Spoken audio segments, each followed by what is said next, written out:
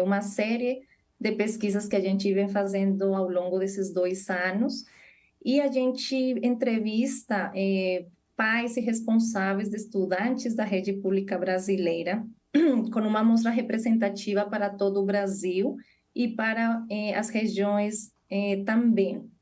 E como parte desse objetivo de explorar quais são esses desafios, na edição de maio desse ano, a gente explorou um pouco como está sendo essa retomada das aulas presenciais.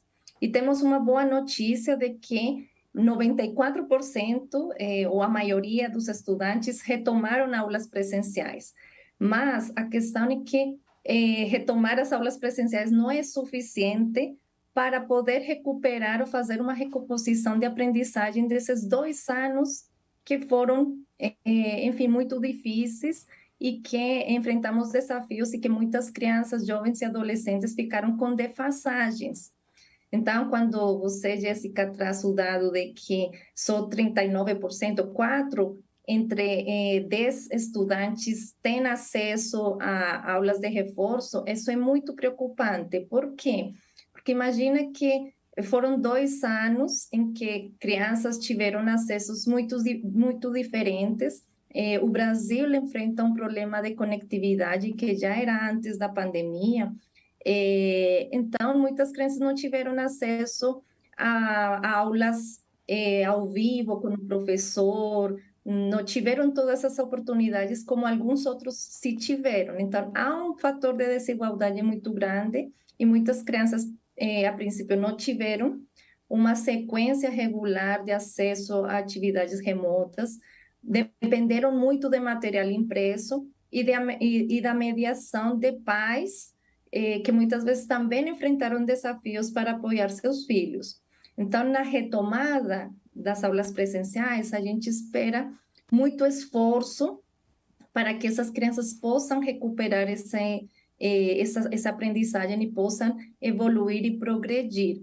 Então, as aulas de reforço, elas são importantes para este momento. E na pesquisa, a gente também perguntou para os pais responsáveis que seus filhos têm aulas de reforço, e a maioria, 70%, dizem que contribuem muito para a aprendizagem. Então, há uma defasagem que não podemos negar, há gaps de desigualdades que são muito urgentes e que a gente precisa tomar medidas agora para que a gente consiga minimizar um pouco desses prejuízos, né? E que são medidas que vamos ter que enfrentar por muitos anos, não é só um ano, né, que a gente vai precisar tomar medidas, porque os impactos foram muito grandes. E, Esmeralda, né, diante então desse cenário, né, que a pesquisa traz para a gente, quais estratégias, quais medidas poderiam ser adotadas, né, para combater essa defasagem, essa desigualdade? Isso. Então, além das aulas de reforço, que eles apoiam a priorizar, inclusive, alguns gaps de aprendizagem, a gente tem, por exemplo, o aumento da carga horária. Então, além das aulas de reforço, temos um desafio de aumentar a carga horária nas escolas brasileiras, e isso está estipulado, inclusive, como uma meta nacional de educação, no PNE. Que diz que 50% das escolas até 2024 deveriam ter educação em tempo integral. E 25% das matrículas dos estudantes deveriam ter também essa oportunidade. Mas a gente vê que isso é um desafio, e a pesquisa mostra que apenas 23% dos estudantes estão matriculados em escolas que aumentaram a carga horária de permanência nas escolas. E isso é muito diferente por redes. A rede estadual, que é responsável pelo ensino médio, tem 30% de estudantes matriculados com aumento de carga horária, enquanto a rede municipal é só 16%. Então, existem esses desafios que são muito estruturais, porque aumentar a carga horária implica olhar, inclusive, para as condições do trabalho docente, né? Questões de salário, questões do tipo de contrato que ele tem. Infelizmente, muitas redes, a maioria dos professores são temporários, então são professores que precisam trabalhar em distintas escolas, com uma carga horária muito alta e com um volume de estudantes muito alto. A gente tem, por exemplo, municípios que tem que cada professor pode ter 100 estudantes, né? Enquanto outros professores em outras regiões do Nordeste têm 400 estudantes por professor. Então, a dificuldade, né, de fazer todas essas ações implica também em olhar questões estruturais, né, das condições que estão sendo oferecidas, tanto do trabalho docente ou também da infraestrutura, né, que muitas escolas, inclusive, manifestaram como uma prioridade, né, quando a gente pergunta para os pais responsáveis, uma das prioridades que deveria ser focada por a gestão escolar durante os próximos 2 anos é focar tanto no aumento do salário do professor, em segundo lugar também a parte da infraestrutura e em terceiro lugar o reforço escolar. Então, a parte da carga horária também é super importante. E a gente vê, inclusive, em outra pergunta desta pesquisa, quantos estudantes têm acesso a outro tipo de atividades fora da escola para apoiar esse processo de aprendizagem.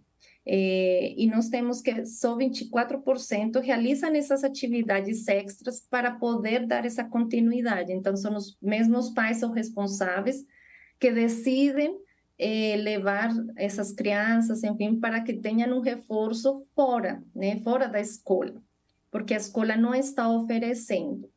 E desses, 14% estão fazendo de forma gratuita. Então, esse é um desafio, porque a gente também perguntou àqueles que não estão fazendo atividades extra para apoiar esse processo de aprendizagem, e 63% dizem que gostariam sim de ter, só que eles não estão conseguindo, porque a maioria das vezes é pago, né? Então, a gente está falando que a maioria dos estudantes da rede pública, né, tem até 2 salários mínimos. Então, são crianças em condições de muitos desafios, de vulnerabilidade, que muitas vezes não conseguem pagar atividades extras para essas crianças. Então, por isso que a importância de que a educação pública brasileira olhe a educação de um modo mais intersetorial e sistêmico, olhando inclusive, por exemplo, para a atuação de organizações sociais que oferecem atividades de reforço e de maneira gratuita,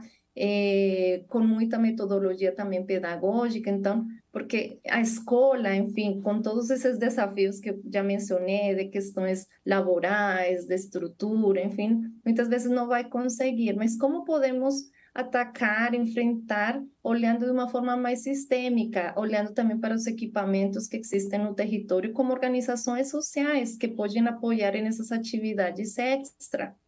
E, além disso, tendo apoio psicológico, a gente viu na pesquisa que 4 em cada 10 estudantes estão recebendo apoio psicológico. Mas ainda essa medida é baixa, porque muitos estudantes estão sofrendo, ou seja, estão chegando na escola com muitos desafios. Imagina 2 anos de pandemia, em que, por exemplo, estudantes que estavam em processo de alfabetização fizeram o primeiro, segundo ano dos anos iniciais com remoto, ou seja, estão chegando só agora na escola, eles precisam desse acolhimento. E também o desafio, por exemplo, dos que terminam, os estudantes que terminaram os anos iniciais, o 5º ano, por exemplo, fizeram no 4º, 5º ano no ensino remoto, vão chegar no 6º ano do fundamental, que tem outra estrutura, que muda da escola, na maioria das vezes, com muitos mais professores, com outra dinâmica. Então, o desafio que estão tendo os estudantes que passaram agora para os anos finais é muito, muito grande, porque passaram 2 anos remoto e estão tendo uma transição que antes, sem ter pandemia, já era difícil. Imagina agora sem ter tido esse contato com a escola, com colegas, com professores. E, inclusive, no ensino médio, os que passaram para o ensino médio ficaram 2 anos, dos anos finais, no remoto. E o ensino médio tem essa problemática, já tinha um histórico de diminuição de conclusão. Então, os estudantes vão tendo esses desafios ao longo da progressão e vão ficando para trás muitas crianças. Então, já era um desafio histórico, mas agora com a pandemia muito mais. E a gente vê que o apoio psicológico vai ser importante, inclusive, e nós vemos que na pesquisa esse apoio psicológico, que no geral é de 4 a 10 estudantes, no ensino médio é muito menor. E a gente vê que, por exemplo, 34% dos estudantes estão tendo dificuldades de controlar as emoções, né? De ter esse relacionamento pleno com professores, com colegas. No ensino médio, por exemplo, esse número da dificuldade de controlar as emoções chega a 40%. Então, são essa etapa dos jovens que está sendo muito mais difícil. 24% estão se sentindo sobrecarregados, né? E 18% estão se sentindo tristes e deprimidos. Então, ações que apoiem o acolhimento vão ser também importantes para essa retomada, para que as crianças possam, de novo, se engajarem nesse processo de aprendizagem. Esmeralda, quando você fala a respeito de ampliar, né, um pouco mais esse olhar, as estratégias, em termos de parcerias também com organizações sociais, essa seria a principal solução, porque quando a gente pensa também nessas atividades extras, né, as escolas elas também não têm estrutura para oferecer, né, são ali 1, 2, 3 turnos. Teria também outra saída, outra solução para esse desafio? Sim, assim como eu mencionei, a gente precisa olhar mais sistemicamente, intersetorialmente, e apoiado com os equipamentos que nós temos na sociedade. E, claro, são diversas ações que devem de estar sendo trianguladas para poder superar esse desafio. Não vai ser uma ação isolada que vai resolver. Então, uma boa notícia que eu gostaria de mencionar, que a pesquisa também levantou, é que 70% dos estudantes tiveram avaliações para diagnosticar as defasagens, os desafios da aprendizagem. E isso é muito importante, porque quando a gente vai planejar ações para isso, primeiro precisa entender quais são essas dificuldades, quais são os gaps que, de fato, as crianças estão tendo. E aí, a partir desse diagnóstico, é possível montar um plano de ação e priorizar nas habilidades, nos pontos mais estruturantes para a sala de aula, para levar na prática pedagógica. Então, imagina, os professores estão tendo o desafio de colocar 2 anos que não tiveram recorrência, enfim, assim, presencial da educação em 1 ano. Claro que eles não vão conseguir colocar e abordar tudo que é visto em 2 anos, mas eles podem priorizar as habilidades mais estruturantes e que vão apoiar a progressão desses estudantes. Então, por um lado, isso é uma boa notícia, estamos tendo bons diagnósticos para um bom planejamento, mas precisa, por outro lado, ter essas ações, tanto como apoiar, tanto com o reforço, com atividades extras e que muitas vezes as escolas não conseguem ofertar. Então, que outros equipamentos, né, podemos ter para apoiar esse desafio? Em relação também, Esmeralda, ao ensino médio, né, soma-se a essa realidade da pandemia a questão também da implementação do novo ensino médio a partir de 2022. Qual o impacto também, né? Como está sendo esse processo para os alunos do ensino médio? A gente perguntou para as famílias se elas tinham esse entendimento do que seria esse ensino médio, de quais seriam esses impactos, e a gente percebe que não há um entendimento claro, né? Mas quando a gente abre para citar questões como a oportunidade de avançar com o projeto, né, o planejamento de vida desse jovem, as famílias acham que é muito importante. Então, há uma percepção da importância desse novo ensino médio, mas não há ainda um entendimento. Então, ali vai ser muito importante também as redes estaduais responsáveis pelo ensino médio atuar também em conjunto com as famílias, porque outras pesquisas mostram, por exemplo, que quando o jovem vai entrar no mundo do trabalho, ou esse projeto de vida está muito influenciado com a família. Mas a gente vê que a família parece que vai tendo um desengajamento. Não que a família tenha esse desengajamento, mas a escola, junto com a família, parece que se distancia no ensino médio. E em outras ondas que a gente pesquisou com as famílias, eles falam que os familiares dos estudantes de ensino médio dizem que gostariam de estar mais perto da escola, do que acontece com esse jovem, e a gente não está vendo isso. Então, muito importante vai ser agora a rede estadual também atuar junto com as famílias, porque elas são os que vão influenciar muito as decisões que esses jovens vão tomar, e agora com o novo ensino médio, de apoiar esse projeto de vida, de poder escolher algumas disciplinas que apoiem esse desenvolvimento, que não é só de aspectos da matemática, da língua portuguesa, sino é todo outro conjunto de coisas que vão apoiar para iniciar esse mundo do trabalho, continuar em uma faculdade e assim por diante. Esmeralda, eu queria voltar no ponto também da questão do apoio psicológico. A gente sabe, né, que há essa defasagem, né, apenas 40% recebe algum tipo de apoio psicológico. Que tipos de estratégias também, né, de medidas poderiam ser adotadas para ter esse reforço, né, as medidas de aprendizagem, ali as medidas didáticas, né, de reforço escolar, mas que também atendesse em conjunto essa necessidade de apoio psicológico que o aluno precisa, né, tá tendo nesse momento? Isso. Na verdade, o que a gente vai precisar é ampliar a perspectiva da importância da educação. E é uma educação que deve focar no desenvolvimento integral de jovens, crianças e adolescentes.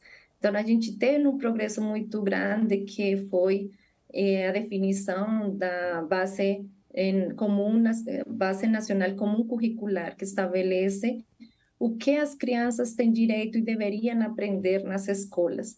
E ela aborda diversas competências, então não é só matemática, não é só português, elas são importantes, mas existem todas essas outras dimensões, como a afetiva, como a questão cultural, que são outras dimensões que também apoiam o desenvolvimento. A gente vê muito projetos como música, que ajudam, inclusive, a ter foco, né, a questões da matemática, então tudo isso está interligado. Então, essa parte do apoio psicológico é poder entender que a educação é muito mais ampla, é um desenvolvimento, é promover desenvolvimento integral nas múltiplas dimensões, e que é o que está estipulado na base comum curricular, né? É olhar essa multiplicidade de competências e que vão apoiar essa progressão, desenvolver esse potencial que os jovens crianças, jovens e adolescentes têm. Então, o principal e uma mensagem-chave é poder ampliar essa perspectiva, essa visão da educação que nós temos hoje. Não podemos seguir como a gente estava antes da pandemia. A gente precisa ampliar a perspectiva, e que aí inclui tanto essas coisas de apoio psicológico, de poder ampliar a carga horária, de poder olhar as questões estruturais que temos com os professores, com o trabalho docente, o volume de trabalho docente e as condições que eles estão atuando, porque senão a gente não vamos continuar na mesma e a gente não vai conseguir superar esses desafios, e mais na frente a gente vai ver esses impactos muito mais fortes. Esmeralda, para finalizar aqui a nossa entrevista, né, tem também uma avaliação sua, né, a respeito do cenário aqui em Goiás, que tipo de resultados estão sendo obtidos aqui no estado na educação? Essa pesquisa, ela foi uma amostra representativa a nível nacional. A gente não tem a nível estadual. Hum, Mas, assim, os dados, eles são, assim, gerais. Quando a gente vai ver, a gente já fez em ondas anteriores por alguns estados, foi mais para o Nordeste, Bahia e tal, e se distribuem igual. Então, acho que a mensagem para todas as regiões é isso, e muito mais para atacar também as desigualdades, porque a gente vê uma discrepância, né? A região sul, sudeste, com muitas mais oportunidades de acesso, inclusive desde o início da pandemia, já era 90% dos estudantes no sul que em maio, depois de 2 meses de fechamento das escolas, já tinham acesso, enquanto o centro-oeste, enfim, tinha só 70% de acesso. Então, houve uma discrepância, uma desigualdade em todo o acesso. Então, crianças localizadas em distintas regiões tiveram diferentes experiências e umas foram mais prejudicadas que outras. Então, a gente viu ao longo dessas 9 edições que a região sul foi aquela que se mobilizou com mais agilidade para poder ofertar essas atividades, inclusive agora para poder ofertar aulas de reforço, apoio psicológico. Então, é essencial que cada região olhe para si e olhe as desigualdades entre esses territórios, né? Entre essa região, entre o estado, porque mesmo em um estado existem muitas discrepâncias, muitas desigualdades. E a gente vai precisar prestar muita atenção na desigualdade, né? Para a gente poder avançar, porque se a gente for pensar, por exemplo, 80% da população de estudantes que está na rede pública. Tá? Muita atenção para a rede pública, porque é a rede que tem a responsabilidade das crianças brasileiras, né? Oi, Esmeralda, bom dia. Rubens Salomão aqui. Esmeralda, é só uma dúvida. Você cumpriu aqui, né? Respondeu todas as nossas perguntas feitas pela Jéssica. É só uma dúvida. De onde você está falando? Onde é que você está? Em São Paulo? Em que estado você está? E de onde você é, né? Com sotaque Isso, espanhol. desculpa. Fiquei curioso. Com o nome Esmeralda, de onde você é, Esmeralda? Isso. Eu estou aqui em São Paulo. Eu sou colombiana, sou de Bogotá, da Colômbia. Estou no Brasil faz 18 anos, então por isso meu sotaque ainda permanece. Mas estou aqui baseada em São Paulo e trabalho na fundação já faz quase mais de 5 anos. Uhum. Não, e assim, o português tá ótimo, tá perfeito. O sotaque é da vida, né? Eu, se for aprender a falar espanhol, vou ter um sotaque também, não tem como. Mas seu português tá perfeito, não é por isso, é só mesmo pela diferença, né? Para quem nos acompanha aqui na Sagres, vê um sotaque um pouco diferente. Então, colombiana, Esmeralda. Esmeralda, muito obrigado, viu, pela entrevista. A gente tem um pequeno delay, então não dá para a gente conversar assim tão imediatamente, né? Mas obrigado pela entrevista e um ótimo trabalho para você. Obrigada, Rubens, obrigada, Jéssica, e estamos aí disponíveis para apoiar, né, e promover a importância da educação. Tchau. Conversamos aqui no Sinal Aberto com a Esmeralda Correia Macana, ela que é especialista em monitoramento